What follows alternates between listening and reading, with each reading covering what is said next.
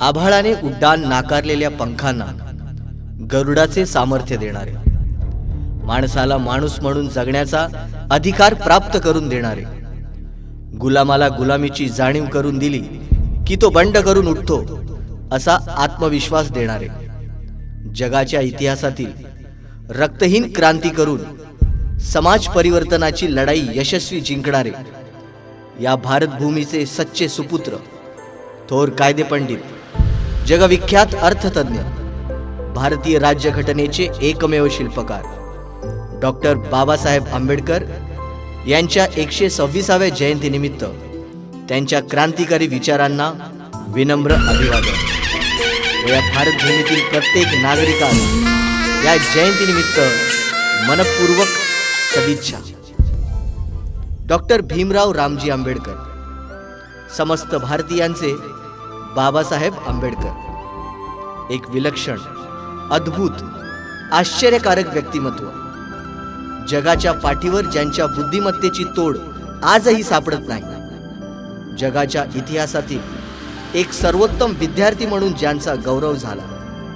विद्यार्थी, प्राध्यापक, वकील, व्याख्याते, संपादक, अर्थतज्ञ, घटनातज्ञ, कायदेपंडित, कायदेमंत्री अशा विविध स्तरावर त्यांनी काम केलं. पण इतके असून सुद्धा आज जनमानसात त्यांची ओळख हे दलितांचे कैवारी किंवा दलितांचे उद्धार करते इतकीच करून देण्यात येते. आणि म्हणून आज डॉक्टर बाबासाहेब आंबेडकर यांच्या जयंतीच्या निमित्ताने 21व्या शतकाकडे जाणारा हा भारत, विकासाची पावले टाकणारा हा भारत आणि या भारताच्या विकासाकरिता जो भक्कम आणि मजबूत पाया संविधानातील कायद्यांच्या मार्फत बाबासाहेबांनी या भारताच्या प्रत्येक नागरिकाकरिता उभारला, त्याची माहिती या चित्रफितीच्या माध्यमातून आम्ही आपल्या समोर मांडित आहोत.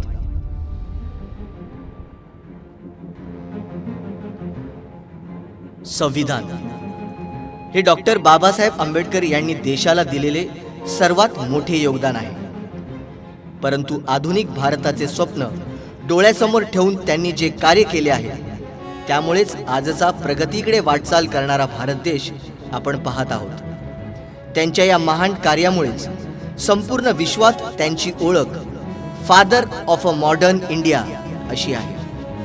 आजच्या कामगार बांधवांना मिळणाऱ्या सेवा, सुविधा, गरजा, संरक्षण व हक्क इत्यादी बाबींचा विचार करून बाबासाहेबांनी कामगारांकरिता केलेले हे कार्य, रोजगार बदली, एम्प्लॉयमेंट एक्सचेंज, कामगार राज्य विमा, एम्प्लॉई स्टेट इन्शुरन्स, कामगार संघटनेची मान्यता, compulsory recognition for trade off union, महागाई भत्ता, पगारी सुट्ट्या, पेड हॉलिडेज, आरोग्य विमा, हेल्थ इन्शुरन्स, कायदेशीर संप अधिकार, लीगल स्ट्राइक ऍक्ट, भविष्य निर्वाह निधी अर्थात प्रॉव्हिडंट फंड ऍक्ट, कामगार कल्याण निधी, लेबर वेलफेअर फंड, तांत्रिक प्रशिक्षण योजना, technical training scheme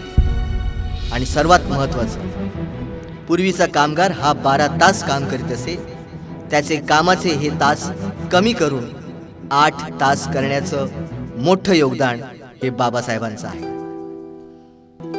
Jyotiba Phule यांनी म्हटल्याप्रमाणे की जिच्या हाती पाळण्याची दोरी ती जगा उद्धारी, आणि म्हणूनच या घटनेच्या माध्यमाने भारतातील समस्त स्त्रियांच्या प्रगतीकरिता आणि आजची ही भारतीय स्त्री जी स्वाभिमानाचे व स्वावलंबनाचे जीवन जगते, ह्याचं संपूर्ण श्रेय हे डॉक्टर बाबासाहेब आंबेडकरांचंच.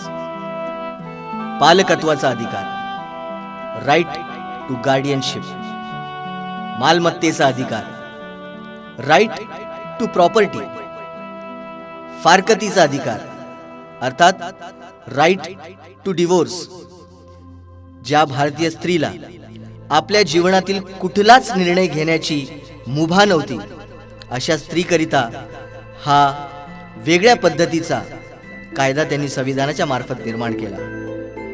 प्रसूती पगारी रजा, प्रेग्नन्सी लीव्ह आणि मॅटर्निटी बेनिफिट ऍक्ट. ना पुरुष ना स्त्री, समान कामाला समान पगार, equal pay for equal work. आणि महिला कामगार संरक्षण कायदा, वुमन लेबर प्रोटेक्शन ऍक्ट. या माध्यमातून या भारतीय स्त्रीचा गौरव करण्याचं महान कार्य डॉक्टर बाबासाहेब आंबेडकरांच्या माध्यमातून झालं. भारत देशाला शाश्वत विकासाकडे घेऊन जाणारे काही प्रकल्पांची मांडणी करून बाबासाहेबांनी आग्रही मागणी करून हे प्रकल्प पूर्णत्वास नेण्यासाठी पाठपुरावा केला. मध्यवर्ती जलसिंचन आयोग अर्थात सेंट्रल इरिगेशन कमिशन, मध्यवर्ती विद्युत तांत्रिक समिती, सेंट्रल टेक्निकल पॉवर बोर्ड, विद्युत जोड प्रकल्प, पॉवर ग्रिड सिस्टम.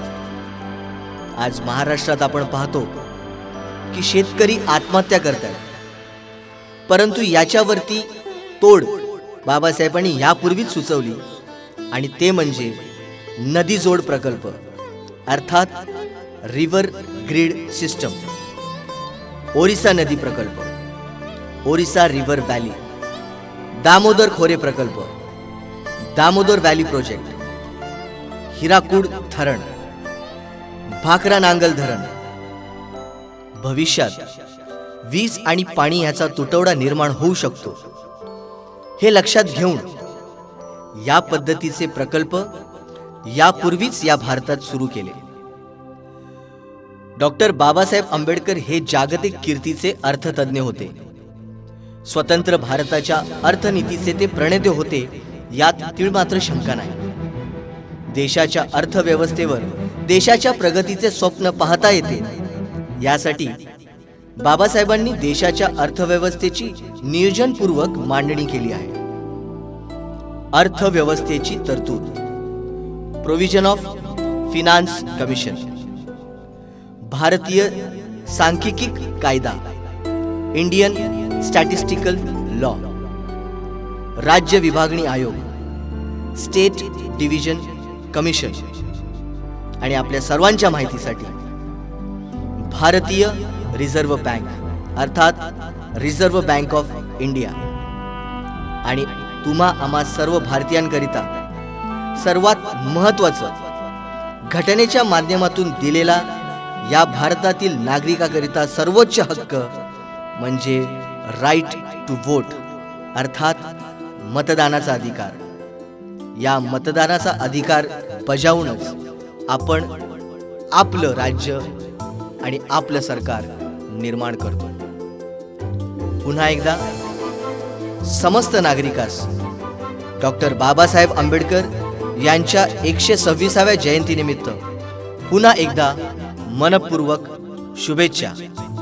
जय भीम, जय हिंद.